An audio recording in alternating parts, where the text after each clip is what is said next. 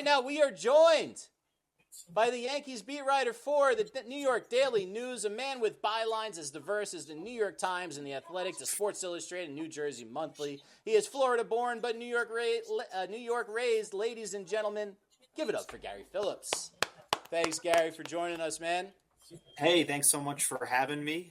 Great to be here. Joba, I watched you growing up as a kid, so it's a pleasure to be on and talking with you guys. Oh, yeah. Thanks for making me feeling old, Gary. Appreciate you. Joba really gets that one a lot. I tend to do that on the beat with some of the older writers as well. So yeah, that's okay. Well, Gary, we appreciate you joining us. It's, in fact, a pretty good day to have you on because the Yankees just snapped a 6-game losing streak that seemingly came out of nowhere to a lot of us fans. You know, the Yankees were riding high, cruising in first place. Everyone else in the division was kind of sitting there 500 or so, right? And now we're falling back to the pack. Obviously, there's going to be a let out of relief we heard after the game, kind of singing and, playing some music in the clubhouse. But where did this losing streak come from? And is this something that's a greater concern long term?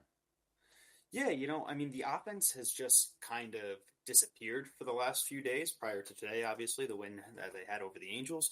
There seemed to be some pressing over the last couple of days. Aaron Boone talked about that. I want to say it was Tuesday night. Cody Bellinger talked about it as well. So, I don't think it's necessarily a long-term issue. There's a much larger body of work prior to the past week that said this is one of the best offenses in baseball. After this rut, they're still the best offense in the American League. If you look at runs scored, home runs, OPS, WRC plus, all that's good stuff.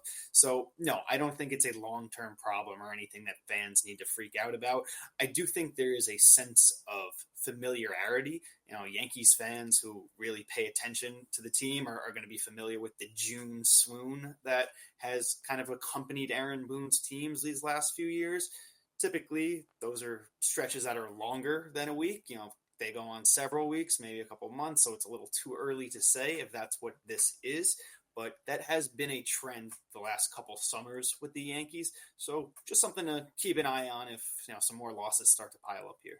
So one of the guys that a lot of Yankee fans have attacked over the last couple of weeks has been Anthony Volpe, the young shortstop, trying to make that next step in his development. Had a nice rookie year, won a Gold Glove, and has been kind of a streaky hitter since. I did well in the playoffs at certain points last year, though, too. But what is the perspective with him trying to take that next step as a hitter and an all-around player? Yeah, so I've covered Volpe's entire major league career. I still don't know how to evaluate him, and we talk about this amongst ourselves on the beats because he has such high highs where he'll be hitting well over 300 for a 2-week period, and all of a sudden the power's there and he's an impact guy on the bases, and then the lows are just craters that tend to last a lot longer than the highs do. And the thing with me that's always so confusing is there never seems to be any middle ground. It's never like he hits, 240, 250 for a couple weeks or a month. It's just sky high or cratering, and it makes it hard to evaluate him as a hitter. If you had asked me this 2 weeks ago, I would have said to you, yeah, it looks like he's really figured out how to be a consistent major league hitter at the plate. And now I'm back to, I don't know. I'm not sure. The thing with him that's also a little bit concerning is that, over this stretch where the Yankees overall are playing poorly, he's kind of seemed to take a step back fielding wise. He had that error last night. He seemed to have taken a step back on the bases as well. So he's been a confounding player. I think he's a really good fielder, even though he has had some of these errors in big spots. And he obviously won the Gold Glove a couple of years ago as a rookie. I think he's an excellent fielder. I think he's a valuable player. I think maybe where the disconnect comes is that the Yankees hyped him up as this future all-star shortstop, and he's just fallen short of that, especially at the plate. Gary, it's like I've dealt with you guys a lot, and I know George King was one of my favorites for the Post, and I've got to know a lot of you guys, and you get to cover them every day. And one of the things is that I want to get from the backside of it because yeah, you get it right about it and do all the other stuff. But like when you come to what we're talking about, like when you watch the game of baseball, can you differ from being a baseball? And I don't know if you're a baseball fan. Oh yeah. So can you differ from a baseball fan to now? Because I love Volpe, but at the same time, it's hot or cold, and you see Dominguez, and we got Spencer Jones, and we got all these other guys, right? So can decompartmentalize all that stuff as being a fan and then writing too as well? Speaking broadly, when I got to college and decided I was going to be a sports writer and this is what I wanted to do, they taught me there's no cheering in the press box, and for me, this is my first year ever covering the College World Series as a media member, and it's weird as shit. It is weird because I'm usually on the other side of the fence. And Nathan, love you. Thank you for taking care of all that. But it's weird for me because now I'm on the other side of the fence, and it's like I want to cover these really cool things, like because I see it differently than other people. And so you not only as a sports fan, that's like so. Like how do you decompartmentalize all those things like feelings and just writing a story and covering it? I mean, for me, it was as simple as showing up to Seton Hall, having no journalism experience, but knowing that I wanted to do it, and the people that knew better said, "This is what you do. You don't cheer. You don't pick a side. You don't root." And I said to myself, "Okay, I want to do this." I grew up a Yankee fan. I grew up in New York rooting for the Yankees. My dad loved that. I loved Derek Jeter growing up. Thought he was a great example. And when I got to college and I started covering the Seton Hall basketball team, the only thing I was rooting for, was good stories, good players, good dudes. When it got time for the postseason and the Big East tournament and the NCAA tournament, I might have rooted for them to win, but only because that meant the school was going to send me somewhere and I was going to get to miss a couple extra classes. So it was very self-motivated and out of my own personal interest, and it's remained that way as I've graduated. As I've moved on to covering the Yankees and covering professional sports. I like quick games. I'm glad I started covering baseball in the age of the pitch clock. I root for good stories. You root for the good guys that you get to know, covering them every single day, covering them year to year. But I'm really not vested in whether they win, whether they do poorly. I'm not looking to create some narrative or drag somebody. If they need to be criticized, I'll do it objectively. If they need to be praised, I'll do that objectively too. So for me, it's just very straightforward, and it started with somebody who was older or a professional and had experience telling me this is how you do it, and I said okay, no problem. Well, guys, joining us is Yankees beat writer for the New York Daily News, man with bylines versus New York Times Athletic, Sports Illustrated, New Jersey Monthly. He is Florida-born, New York raised, ladies and gentlemen, Gary Phillips. Gary, got some more questions for you. First off, I am an unabashed homer for the Yankees, for the New York Giants, for the Knicks, for the Rangers, and I do think there is room in this sports media industry for guys like me who are objective, but also at the same time, I'm still going to root for my team.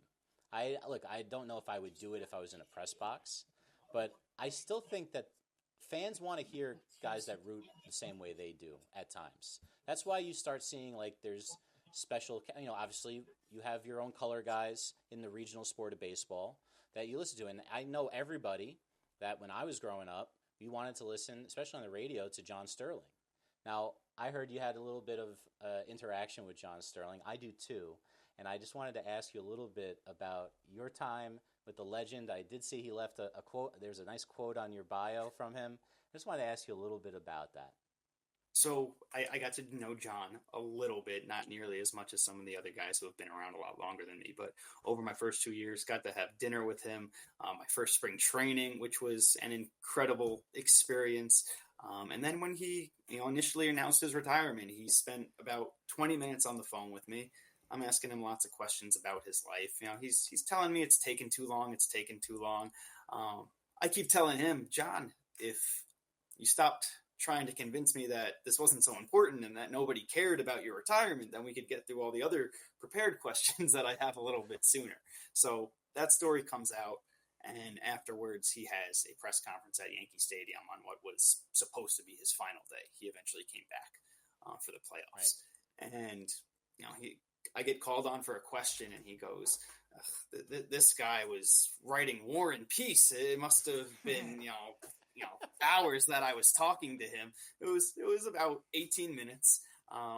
Mostly him just circling back to this idea of like, why would anybody care that John Sterling is retiring when John knows better? But John was very, very kind to me in my first 2 years on the beat. It's definitely different not having him around, but it's also great getting to see Susan every day. Dave Sims has been phenomenal and a pleasure to get to know. So different vibe, but still a great vibe as well. I actually got the chance randomly, as I coach high school football. He has triplets that are in their 20s, and one of them was my third string quarterback one year, and I got to meet him at a football dinner, shake his hand. He was wearing a Yankees ring, fully dressed in the suit, as if he needed to be in a suit for this function. And and I just remember going on the buffet. John's a different dude. John's a different dude. Yeah, Job. I was going to ask you if you had any stories about him. I got to hear one. I'd love. All right, I'll give you. Well, I can only give some of the John Sterling stories. Loved being called by John Sterling first and foremost, because he's a legend. And I was so fortunate enough to be in the old stadium with Bob Shepard to announce me being in LA and have Vince Scully announce me. But what John Sterling has done, and Susan holds in my heart. I love Susan Waldman so much. And they were so great about taking care of us. And that's the thing that I think is the best memory from them, is because they knew, and I won't get into details on this, but they took a lighter from John Sterling one day and he was pissed off. I'll let you guys take that the way you want to take it, but it was fantastic, and I'm just so grateful to have the opportunity to be announced by those people, and they're just legends in their sport of what they've done, and I love that guy. And like when he told me, he was like, "Yeah, I'm gonna have kids." I'm like, "You're old as shit. Like, what are you doing?" Like, damn, I'm not even 40 and my son's almost 20. And I'm like, oh, what the hell are you doing? Yeah, triplets. Good for you. Hey, he's still, I mean, it means it's still working. It means it's still working. All right. Speedy, what do you got for us? All right. I want to go to a guy that our host has some interesting opinions about, who's not here this week. One of the more polarizing personalities in baseball, that is Jazz Chisholm. He's been a Yankee for about a year. What have your experiences been like covering him since he's gotten there? Nothing but positive things to say about Jazz Chisholm from a professional standpoint, where he is filling it up for us every single time that we talk to him. He is not just good with the media. I mean, he is great with the media, always willing to talk, always charismatic, colorful, funny. Just from an observational standpoint, I think he fits in great with this Yankees clubhouse. He's been nothing but a team first guy. He's changed positions for them now multiple times. I don't understand the reputation that came out of Miami from having covered him now for almost a year. We're a little shy of a year at this point. But I don't know if the problem in Miami was his teammates, which, he's talked about having some personal issues with a few guys there. I don't know if it was the front office. I don't know what that came down to. Jazz has been great in all facets so far as a Yankee, as far as just anything related to his personality, demeanor, fit in the clubhouse, all of that. Gary, let me ask you too, like when you bring a guy over with that personality, and I've obviously, I was the fist bump guy and whatever when it happened. So when you bring a guy over that has that personality, and it's not necessarily like kind of what they are as an organization, but you bring a guy over, like, how do you portray that to make sure it's portrayed in the right way? Because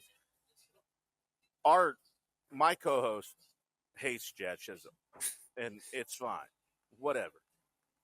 I love energy. I love all of the things that come with it. But how do you guys like see it? Because Goose Gossage told me, he's like, that's not the Yankee way. That's a Hall of Famer. Like, and so how am I supposed to take that?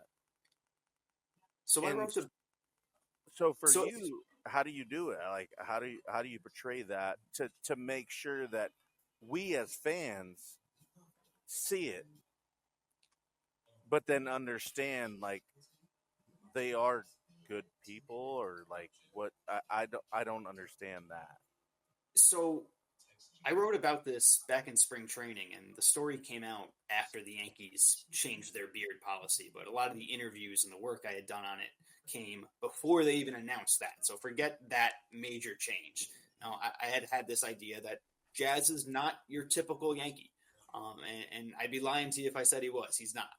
I wasn't either when it happened. Right. He's not your typical Yankee. And, I had asked Aaron Boone, and I had asked Aaron Judge, and even CC Sabathia, like, have things loosened up around here over the last couple years?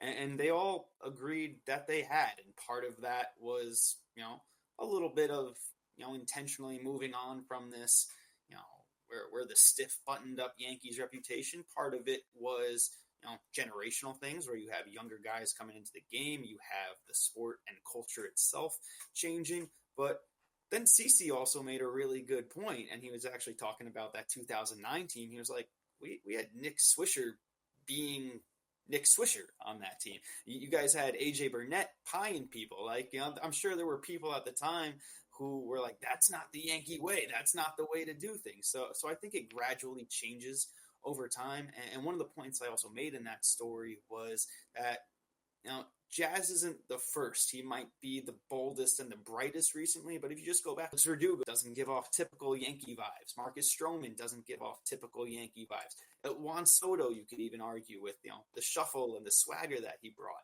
last year. So I think there's been a little bit of a shift in the way Gary, do you think like that, like transgression? Because obviously we hadn't won in a long time.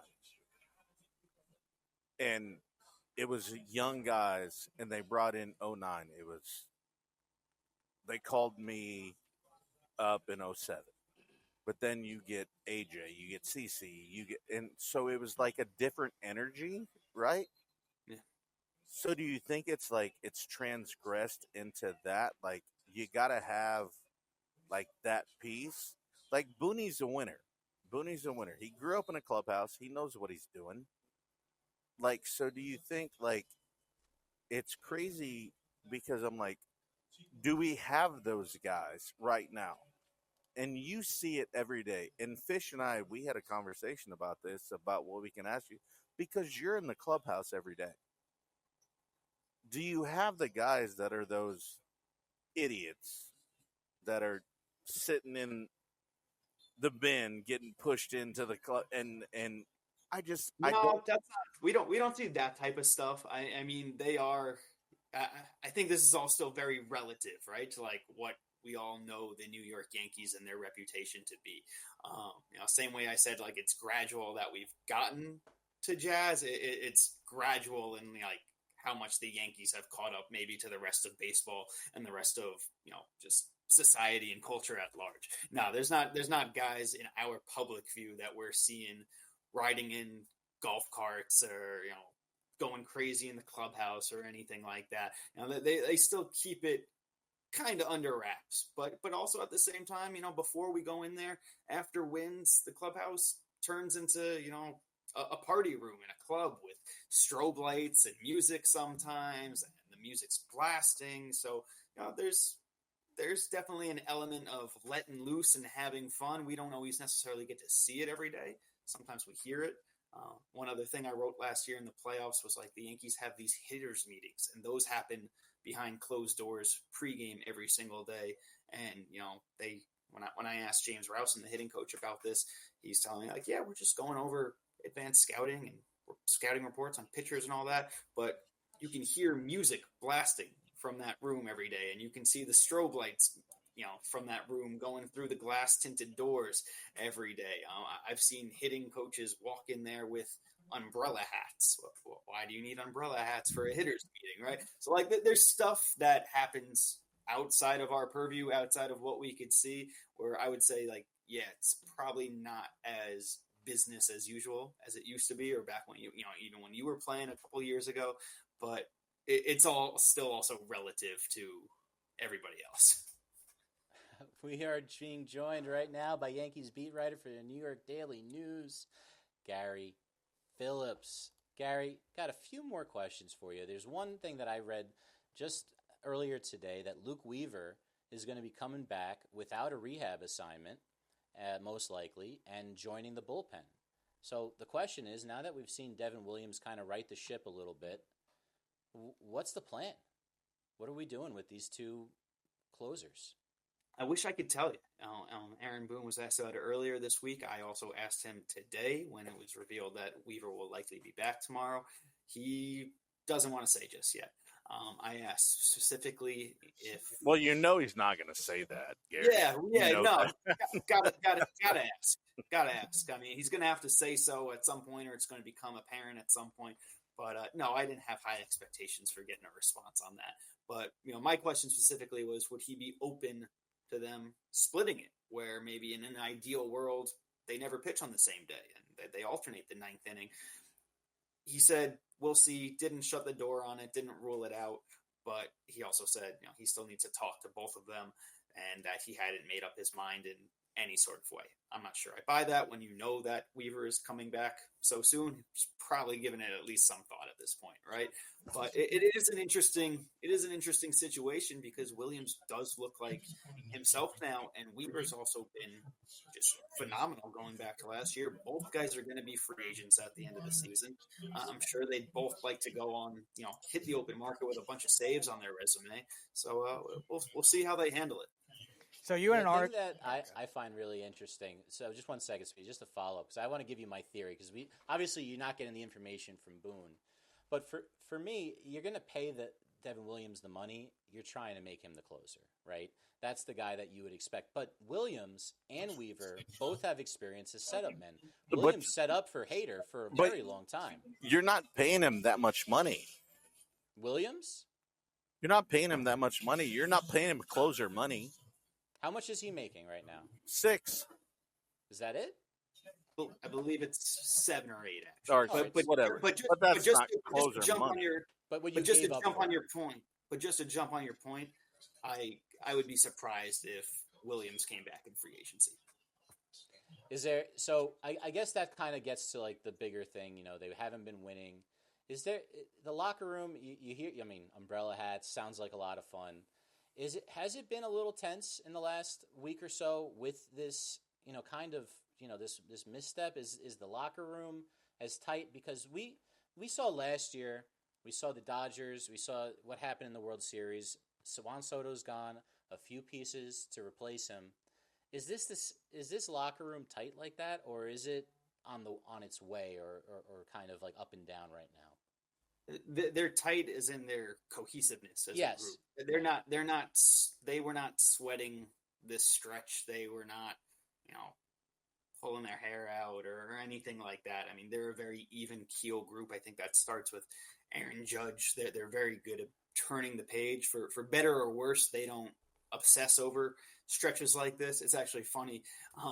Trent Grisham this morning came walking into the clubhouse and he was asking us, the reporters, what time does the game start? When's first pitch? He wasn't sure if it was 1:05 or 1:35. And then he goes out and hits a home run early in the game. So like he's laid back. That speaks to his laid backness, but also kind of just the overall vibe of that clubhouse. So I want to reference one of the articles that you sent me earlier today. Carlos Rodon and Max Fried. You had in like their effects as lefty pitchers. Carlos Rodon obviously was crucified for the first 2 years of his Yankees tenure after signing the 7-year contract. Max Fried comes over with injury risks, but has pitched phenomenally this year. What have you seen from the two of them, both on the field and off the field in the clubhouse? Yeah, so Rodon's hasn't been quite as sharp since I put that story out, but I've seen them really kind of like their games bleeding into each other a little bit, right? Coming into this year, you would say Rodon was a power pitcher throughout his career, 2-pitch fastball slider guy. Fried, on the other hand, crafty lefty, 7-pitch arsenal, likes soft contact, likes ground balls. Now you're starting to see Rodon with a 4 or 5-pitch mix. You're starting to see him not only get soft contact, but also like be really proud of himself for getting it. Fried, on the other hand, you've seen strikeouts become a slightly bigger part of his game. So I see their styles ever so slightly bleeding into each other a little bit. And then they're talking a lot. They're talking about pitch shapes. They're talking about grips. They're talking about just ways to attack hitters. And it does help that they're both left-handed. Garrett Cole has always been this extra pitching coach that the Yankees have, but even he said that those two are able to take it to another level just because they throw with the same arm, which I thought was really interesting. So they've gotten really close, which I think is only a good thing for the Yankees. Gary, I want to switch gears a little bit. It's so funny now that I get to cover it from this side of the fence, right? So I want to know, like, what, like, for you, like, covering the Yankees or just covering whatever you're doing and becoming a sports writer, like you said, what makes that click? Because of, like, I love this. I love seeing this aspect, and like I've just become in this aspect, right? So what, like, when you see them every day and you get to do this, what makes you like go every day? Like I love that, because I love what George did for me, because he was always like, Joba, what do I need? Like, and he was always very organic with me. So for you, like, obviously being a younger kid, not a kid, but like, what makes that like go for you? For me, it's the opportunity to tell unique stories. I really like doing feature stories and human interest stuff that often has as little to do with what's going on the field as possible, but opportunities to show, how this guy is a human being, or how maybe the rest of the world or the rest of society relates to this sport, or what's going on with this team. Maybe that passion is better suited in like a feature style job, which I'm not in. I am writing injury updates and breaking news every day. Not necessarily the one breaking it. That's not where my focus really is. It's on these features. But yeah, that's what gets me going. Like I want to write 1,000, 1,200, 1,500, 2,000 word stories. The injury update that I got to do, that's like the thing I got to get to. The stuff that I'm passionate about, the stuff that really makes me go, are those stories that tell you something you didn't know about a guy, or you didn't know about a franchise. Okay, so sorry to cut you off, but No, go. We'll let you get going here soon. What right now in your career has been one that has stuck with you? And tell us that story about that. Yeah, so I'll give you two. One that's extremely recent and one that's from a few years ago. I'll start with the older one.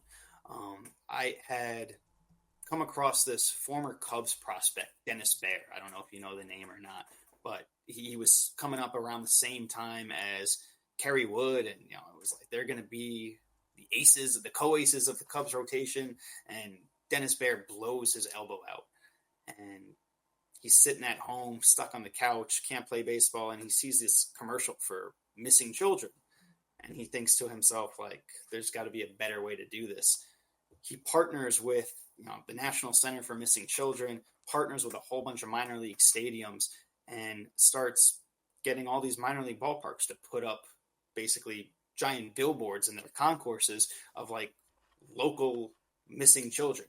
And basically like turns it into an entire nonprofit, a charity. He's, been credited for helping find a whole bunch of missing kids and missing people. So I did a story on that fresh out of college, and that ended up being like 3,000, 4,000 words. I talked to him. I talked to families who, credited him for helping reunite them with their loved ones. That was really a special story for me. It was the first kind of like long form feature that I did. And, he said after that, he got, calls for sponsorships for his charity and got funding for it. And it was just, it was cool. It was really cool. And also you're talking to some of these people and their parents, and like I talked to one aunt whose, person had still not been found. And like those are really hard, humanizing interviews to do. So that one's really stuck with me for a while. And then more recently. So Gary. Yeah, no, go ahead. No, I'm sorry, Gary. We just wanted to kind of touch base with you again after this. This is going to be our last question. We're really happy to have you on. We had a little bit of technical difficulties. I believe we're good in the back now. But Gary, since we have Joba here, and you said that you were a Yankees fan, at least when you were allowed to root for the Yankees. You were a Yankees fan. So I guess I want, as from your childhood memories. I know where you're going with this, Fish. From your childhood memories, number one, who was your favorite player growing up? And number two, do you have a question for the one and only Joba Chamberlain? I know where this is going. So Jeter was my favorite growing up. Okay. And my second is why weren't you lobbying to get out of that game in Cleveland? Why weren't you lobbying to get everybody off the field? I knew exactly where you were going with this, Fish. It's the obvious one with you, right? 100%. Honestly, I was so happy to be in the big leagues, and it was a crazy year, right? It was a crazy year. Oh, sweet. Thanks, boys. Yeah, that's awesome. And so, Gary, like for me, it was one of those things where I didn't have enough value at that point to be able to say something. And literally, Joe put in his book, that's his biggest regret as a coach. And I go, at the end of the day, it was my call. It was my call. And he was like, what do you want to do? And I was like, I'll try and get through it. Like, no, it's fine. Like, we're good. And so it was mine. And I hate that was Joe's only regret. And I hate that I gave up the run, and we can watch highlights, we can show them, we can do whatever. But I was raised by a great man. And God bless my father. I lost him 3 months ago. Sorry. And he goes, you push through and you go. And in the back of my mind, I've always think that. I was like, Dad never complained, so I can't complain. So you just go do your shit, get your work done. Sometimes it goes good, sometimes it goes bad. But you're not going to take a break. And that was kind of really where it was at. I was pissed.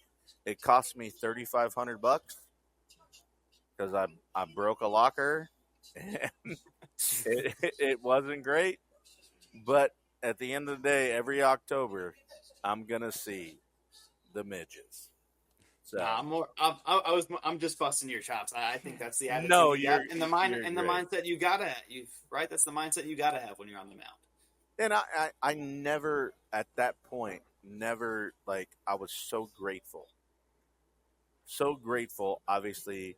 My goal was, Gary, I'll tell you, as a beat writer, like you talk to prospects and you talk to guys like that, right?